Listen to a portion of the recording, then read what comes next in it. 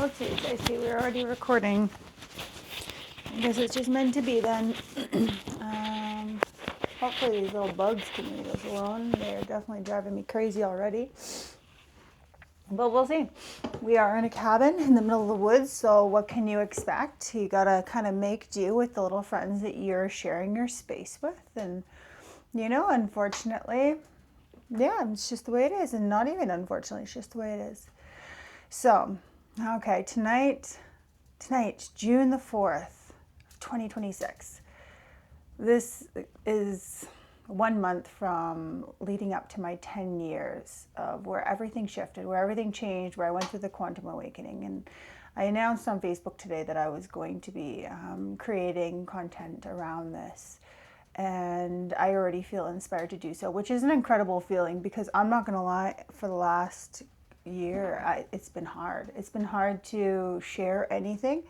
It's been difficult to allow for others into my world, into my little sacred sanctuary. After I went through what I went through with misspeaking and not, I don't even want to say misspeaking. I went through an unplanned and unforeseen tower moment that I didn't realize was going to end up occurring. And, after that, I really struggled to share my sacred world with others. This last year of me journeying and being with the land and not having my home anymore, not working and not having connection to my family, and I didn't want to share that space. It was the first time in my life that I felt like it was safe for me to take this sacred space for myself and not have to share it with anybody else. Because I've always felt like I have to share everything with everyone because I'm extremely telepathic. I'm extremely gifted. I'm extremely sensitive. And even though it's like nobody can be around, it's my experiences can intersect with so many other people's experiences just from quick thought, right? And that's like all of us. But this was the first time that I really allowed for myself just to stop caring so much about how my choices and how my emotions and how my movements were going to affect others. And I invite others to really lean into these spaces within themselves, because as I'm talking about my own experiences, they are opportunities for you to meet different layers of yourself and see what ignites, what meets resistance, what creates synergy, what creates animosity, all of it. All of it is going to bring an opportunity for you to meet more of yourself or not to. Because really my experiences, I'm sharing them because I have been able to learn to love myself through some of the most trying and difficult choices that I've made in my life. And I believe that that's a very important part for a lot of humanity to begin to realize within themselves, is that they are the key component in being able to find peace within themselves and within their hearts. It's not with the world around. It's not people saying the right things or showing up in the right ways. It's us learning how to truly be able to be embodied within our experiences, within our emotions, within our choices, within our arcs, our life. Being embodied in our life, in the pain, in the suffering, in the struggle, in the joy, in all of it.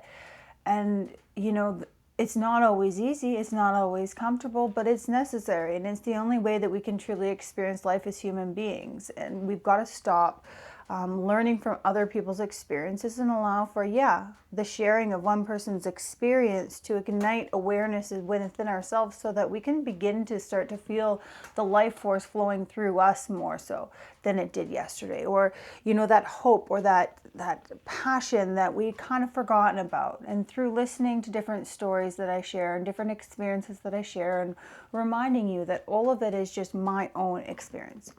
I cannot say from another person's perspective. I cannot say what is right for anyone else. These are all just my journey, and these are my perspectives and my experiences and how I was guided to move in different ways based on my intuition. I'm not saying this is the right way for anyone else. This is just the way that I took. And I'm not saying that I took the right way. It was the right way for me in the moments. And I trust that. And I trust that each and every experience gave me the wisdom, the building blocks, and the awareness to be able to stand and move through life in a different capacity at this point in my journey. Is life perfect by any means? No, not even close. I've actually allowed for it to come into a complete tower moment all over again, just like it was basically 10 years ago, but minus the alcohol and minus the need for spinal surgery and minus all these other pieces. But I've allowed for myself to basically lose everything that I hold value to in order to come into alignment with the truth that I needed to learn to speak, that I needed to create space to be able to activate within myself. Because I knew that if I allowed for myself to lean into the sessions, the experiences, the ways that I made money in the past, that it would keep me from actually anchoring into myself and stepping forth with the truth and the transmission that I know I've been meant to bring forth since last year and longer than that. And so here we are. I'm sitting at rock bottom. I have nothing left, and I'm sharing my story and allowing for my experiences to either inspire you or not. It's totally your choice. I'm just going to share, and I'm going to share the wisdom that I gained, and I'm going to share the different components that I found within myself, as well as from watching the world around me. The psychological response to a lot of the choices that I've navigated and I've made within my life has allowed for me to gain a lot of psychological awareness, because I have the ability to be able to, be in my present moment of experiencing, embodying, but simultaneously be very much connected to how others are experiencing the experiences also that I'm creating or I'm navigating through. And so may this be a bridge. May these transmissions, may these stories, may these activations, may these whatever you want to call them, be a bridge to guide you back to more of who you are, more of your truth. May, when you find areas of anger, resistance, and struggle towards me, may you meet yourself with kindness also.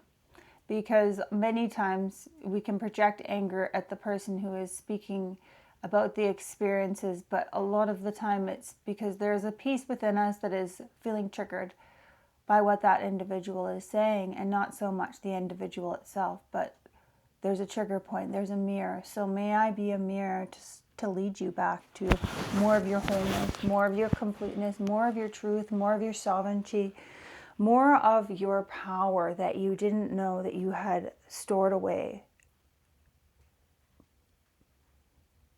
May this journey be blessed. As I commence sharing these stories, we're going to have to jump back further, but I'll stop this here for now. And thank you for being here. Thank you for showing up, for listening, for supporting, for liking, for sharing, for commenting, letting me know that you're in to take a journey with me. Because trust me, buckle up. This is quite the journey. There's going to be twists and turns of all the different realms. But again, all of it will be from my experience and my perspective, and it's only an invitation and an offering and an opportunity to invite others to come into a deeper line of awareness and resonance within themselves through listening to the experiences that I have chosen to bring forth and share with you. So, we'll chat soon.